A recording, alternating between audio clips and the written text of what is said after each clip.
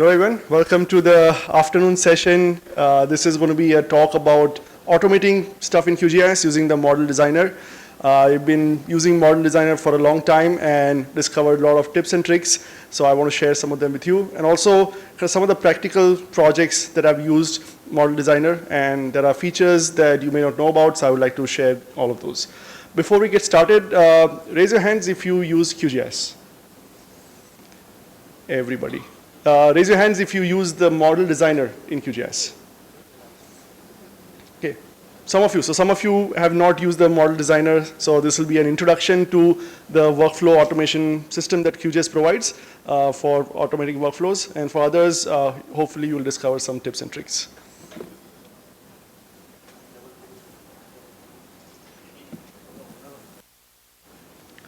I've shared a lot of external links. Everything I'm showing you is documented as a step-by-step tutorial. So if you want to reproduce everything I'm showing you, or you say I want to note down exactly what steps you did, everything is linked from the slides. All you need is the link to the slide, which is this QR code. So if you just take the picture of this QR code, you'll have everything I'm showing you today. We're going to cover 3 case studies. The first one is the most complex one. The other 2 are a little shorter, so we're going to do that. I want to keep some time for Q&A as well. So if you get inspired by this talk and you want to say, what is this possible, or if you have questions about that, I'm happy to answer that as well. I run a company called Spatial Thoughts. It's been 5 years since I've been doing this. The goal for Spatial Thoughts is to build a platform for open learning content. Everything that we create, all the course content, all the code is open source and explicitly licensed so that others can also use. So if you're a trainer, if you are a training academy, you want to use our content and adapt it, we allow it free of cost. And we actually encourage people to use the materials so that you can actually teach these technologies to other people globally. We also run an online academy, so we also run live online classes which are globally accessible. People sign up and attend those classes. We are a QGIS certified training provider. So if you attend one of our QGIS courses, you will get a certificate issued by QGIS.org in Switzerland. We also give back to the QGIS project financially. We support the QGIS project, so part of the revenue of the company goes back into the QGIS project. So again, if you take our online classes, you are helping the QGIS project as well. We're going to talk about the QGIS model designer. This is a no-code solution that QGIS provides for workflow automation. And this is kind of the first step for you if you have workflows that you've been doing and you want to automate something, but you don't want to go all the way to Python. This is a good intermediate solution. And it's accessible to GIS analysts, it's easily maintainable, and it provides a lot of features that you can chain multiple processing steps together and do your workflow. The first case study I'm showing you was a case study where the person had a job where they wanted to produce a fire map every day. So they said we have this data which is updating every day. Every day they want to download the data, process it, clip it, style it into the specific style they needed, put it on a print layout, produce a map, and share it. And this was something that you can do in QGIS step by step, but then they have to do it every day. Can we automate this? And many of you would say, I can automate some of the processing stuff, but what about downloading data, publishing maps, and so on? And can we do it completely automated way so that you don't even have to come to office? This happens automatically, and everything is done by the model designer. So let's see how to set this up. The main idea is if you can do everything you want to do with the QGIS processing toolbox, then you can automate it. So whenever you're thinking about workflow automation, think about every step that you're doing. Can I find a processing tool that can do the job? If you can do that, then you can put them together in a pipeline. The first step, data download. So you need to do the data download, clip the data, apply layer style, and then render the map with style, and then download the data. That was the thing. So this is the firm's website. They produce this URL, where this URL gets the latest fire data. So every day you can just download this URL, which has got the latest detected fires worldwide. So the first step was to download the data. Many of you may not know that QGIS Toolbox has a tool for downloading data. So you can give it URL, and it'll download data. This may seem simple at first, but that means it respects your QGIS proxy settings. If you have network proxy, if you have authentication, you can use the QGIS authentication. If it's set up, it just downloads the data. And that means you can now download any data from the web through your model designer. There's also a way to query an API. So let's say many data providers have an API that can serve data. You can just call that API and get the results through the QGIS processing toolbox. You don't have to write Python code. And again, this is a first step in many workflows where you have to get data from places. So this step allows you to download data. So in this case, we just say, here's the URL. Whenever the model is run, go and fetch the data. Second step, once you get the data, you have to filter it. In this case, we have a region of interest. You just select by location and say, here's all the features, extract it to a new layer, and you only have those features. Next, creating styles.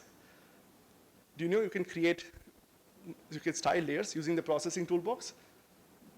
If you have a layer and you want to have a specific style, you can apply a style, apply your symbols, apply your labels, save that layer. You can right click and say save style as a QML file.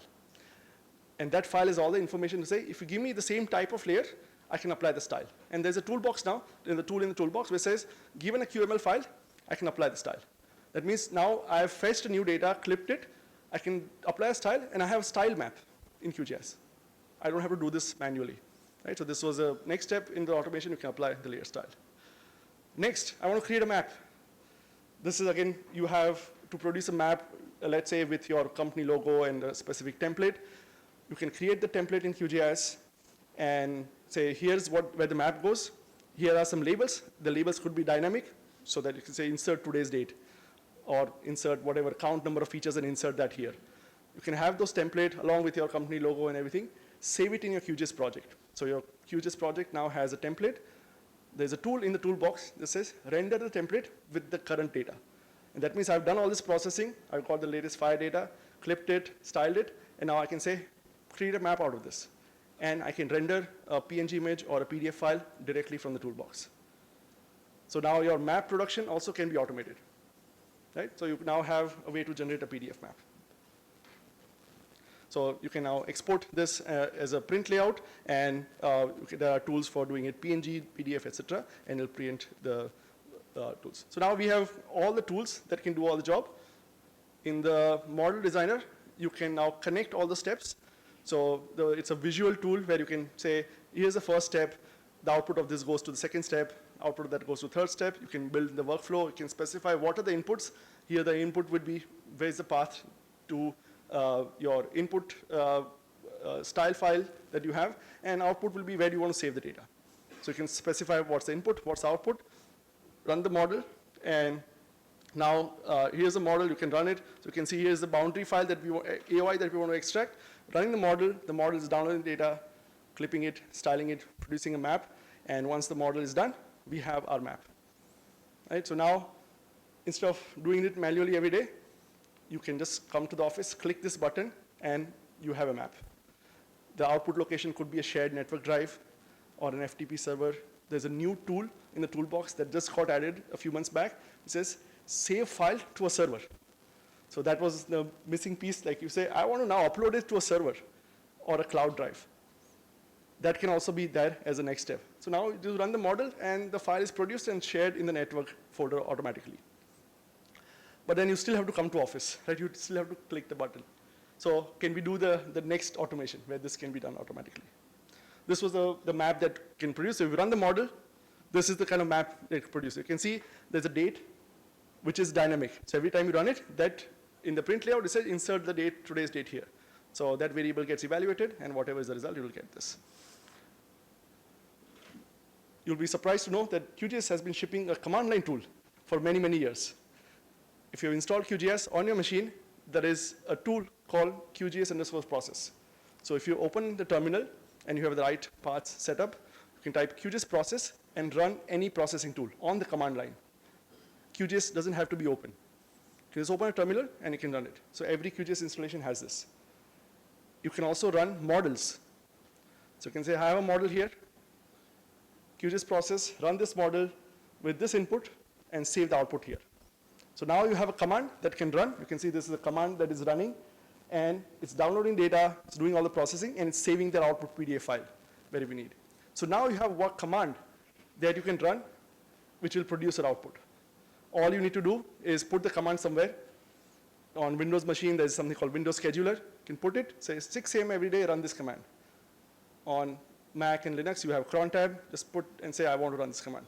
And now you can be at home or enjoying a vacation on a beach, and your map will still get produced, and you'll not have to do this manually. Right, so this was an example of kind of showing an end-to-end map creation process that can be automated. I hope you learned some new tools and kind of inspire you to kind of automate your workflows. The command line tool is really powerful. The link here will take you to a blog post, shows you exactly where to find the tool, how to run it, and how to automate it. And this will be something that if once you figure out how to use this, you can actually run this on a server. Many of people I work with, they say, we need to do this processing, but my computer is very slow. I have a really powerful server. Install QGIS, and then process on the server. You don't even have to open the UI. You can just run this command, and the things get processed there. After every case study, I'll show you a little bit of tip. If you're existing model designer users, there are these little things that I find great, which I want to share with you. One of the things I really like is I want my models to look really nice and aligned, and I spend a lot of time manually arranging my model in a nice way. It used to be very painful, but now there's a nice tool. You can select, say, please align this for me. And it just aligns it to a grid. Small thing, but again, for people who really want this, there's a nice tool that's already there. Right. The second case study is a short one, but I want to share an important piece of the model designer that you may not have known that has been added. It's called conditional processing. When you're doing your workflow, a workflow can be a linear workflow and say do step A to step B, C, D, E, and you produce output. But sometimes you say, at step C, check the output. If the output is something else, do this or do something else. So can you do branching in a model? Can you have a model call another submodel if certain conditions are met? And this happens in many real workflows. You say, evaluate if the slope is greater than this, apply this algorithm. If slope is less than that, apply this algorithm. And that feature exists in the model designer, and it's called a conditional branch. I used recently for this workflow where the workflow was, I want to do some location analysis, and you want to do some site selection. I want to select all places which are within certain distance from a road or a building and away from some boundary layer. But I may not have a buildings layer always. If I give you a buildings layer, use that, otherwise don't use that. So this is a kind of conditional input, right? You say, check if there's buildings, then do something. If not, do something else. So, but the same model has to do this. You can't just say, I have a different model for buildings, different for roads. You can just have one model that has all the things built in.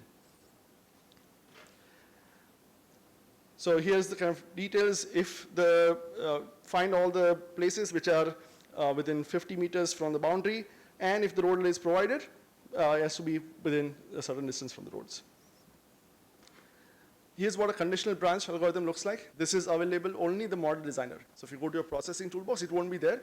But if you go to model designer, there are some tools which are there in the modeler, which are, one of them is the conditional branch. Here, you can say if the roads are provided, do something else. If the roads are not provided, do something else. And this is the expression that gets evaluated. The first one says, check if the road's input is null or not null. And if it's null, it does something, otherwise it does something else. This is what the model looks like. It does the buffer, and then it checks the conditional branch. If the roads are there, it does this left one. If the roads are not there, it does the right one. And now, when I run the model, you can see in the first iteration, we are selecting the boundary, selecting the buildings, and it's keeping the roads optional, blank. It does some output. The same model, now we can say, oh, I have roads, and now if I give roads, it'll use that and produce a different output. And if you compare this, you can see they both are different. They are produced by the same output.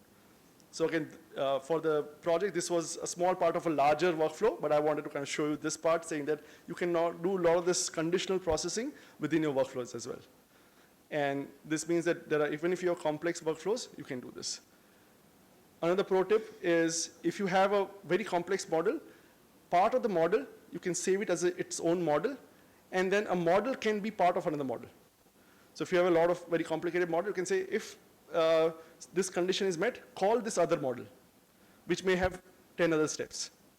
And that means your models can be reusable. So think about in your process what parts are reusable, make models for those, and then make them part of other models.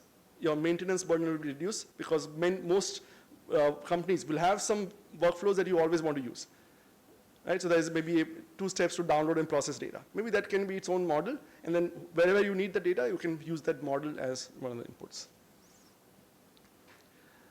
Another small tip for pro users, when you run the model, it shows you what are your input parameters, what are output parameters.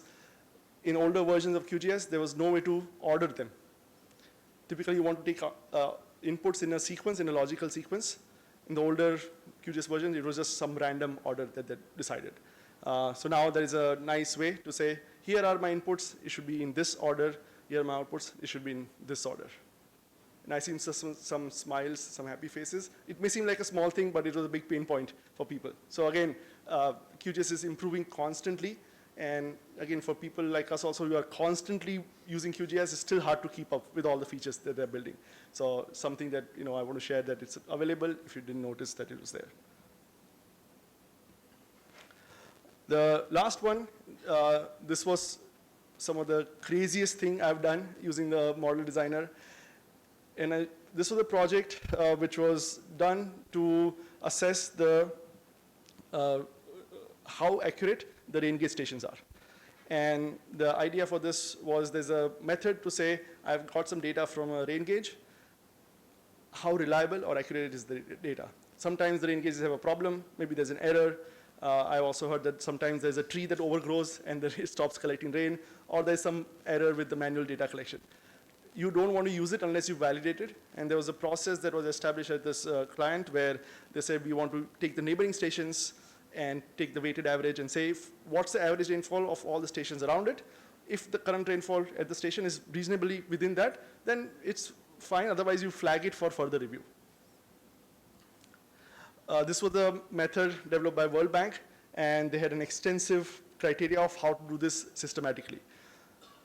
They had a criteria such as, take the station, select the 8 neighbors within 10-kilometer distance, and use that. But what if all the 10 are in the same direction? Rainfall is a very kind of directional phenomena. So maybe there was a different phenomena happening in the other direction. So they said you should take maximum 2 stations from each quadrant. And then select this. Now, how do you do this in QGIS? How do you select neighbors in a certain quadrant which are within a certain distance? The solution was expressions. QGIS expression engine is really powerful. They have methods, there's functions to say, find me all the features from the same layer within certain distance. And then for the quadrant, you say, for each feature, draw a line to each feature, measure the angle, the azimuth angle. If it's between 0 and 90, it's quadrant 1, and so on. And in expression, you can just write an expression, it gets evaluated at runtime. And it just does it and say, here are the stations that match this expression, so they're in quadrant 1, and you select those. And you run this, and it was a pretty large data set, and this takes like 5 seconds to find all the neighbors in our quadrant for each station. So that's the first step. So again, you do this for every station in the file. Right? So you have the expression that gets run for each file, each station, and then it gets evaluated using this array for each function, which allows you to select all the stations. And then you do this distant weighted rainfall calculation. You have all the neighbors, you have the rainfall, you compare their distance to the station, do an inverse distance weighted formula, and then you have your rainfall. And you say if it matches within certain tolerance, it's good, otherwise you flag that. Okay, this was also implemented as expressions. This is the model that runs, and once you run the model, and all of this was field calculated. So run the expression one by one, and do all the neighbors, do all the weighted computation, and you get the output. So you can see this is a kind of demo. You have all the stations. You select which is the station field, which is the rainfall field, and you run it. And the whole process takes maybe 10 seconds, and you get each station flagged with its neighbor. Before this process was implemented, somebody had to manually do this. Every month they get rain gauge data. some poor intern may be assigned to evaluate this. They can't do all these hundreds of stations, so they said, we'll evaluate 1 or 2 and check if it's okay. But now they just have to execute this model, and it gets evaluated, and you can see which stations were flagged or not. Many of you are thinking, this is an overkill for QGIS. Why didn't you just do this in Python? It would be much straightforward to do this in Python. The reason I chose to do this in QGIS, because the people who are going to use it, they are QGIS users. They don't know Python. If I gave them a Python script, I'm sure within a year, they'll stop using it, because some Python library will update, they want to add some new features, they will not know how to do this, and it will not be used. In QGIS, this is model designer. If they want to update the expression, they can do this. They know how to use this.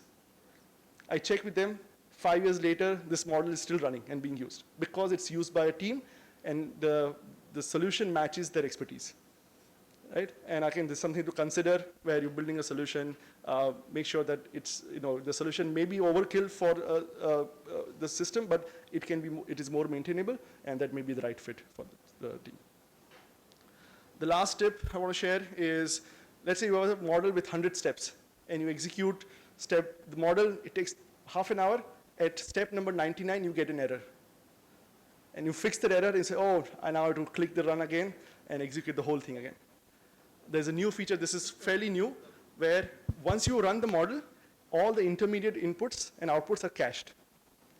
So now I can say, I've already done this, I fixed something, I select the step 1 to 99 and 1 to 100, and it'll just say, I'll start from 99, because I already know what has happened till then. Or I can say, I just want to run step 50 to 60 to check the intermediate output. Super helpful, it's going to save you a lot of time. And again, you just select the thing, and there's a run selected steps option that is available here. If you're now curious and you want to learn more about Model Designer, I have lots of resources. There are everything that I've showed you that's linked from this links. These are all the posts with data, the actual data that we used, the step-by-step workflows. You can reproduce it. I have a new workshop where there's a new Earth Engine plugin with some processing tools there, so you can actually download data from Earth Engine, process it, and produce output through a model without you kind of writing any code, etc. And you can create this nice fancy models where you can say, run this, select any input, and it'll just download data from the cloud and do the processing. So you can check out these resources. The Model Designer is a great tool. It's being evolving quite rapidly. I'm really excited. QGIS 4 is coming out next month. So all the QGIS users, look forward to that. This is going to be a big change. But QGIS 3.44 will still be around till October, so you can continue using it till we iron out all the bugs in QGIS 4. There's a new feature where you can now visually connect stuff on the model, and so it's more visual, more fluid, and there are some other new features that are available to you. Right, and we are done.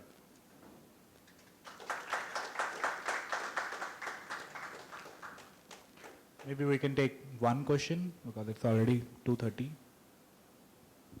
Anybody, any questions? So Ujaval, I'm very new to this QGIS. I'm a programmer. So I face one problem. Whenever you do some large computation, it keeps crashing the QGIS. So is there any tips to save that? Yeah, so tips for large computation. There are two kind of simple things you can try. One is the data format, really matters. If you're reading CSV, GeoJSON, any text-based formats, they'll be super slow because you have to read the entire file before processing. So if you have large data, save it as a binary file, GeoPackage, shapefile, etc. Second, use a spatial index. If your input doesn't have spatial index, QGIS has to compute every feature.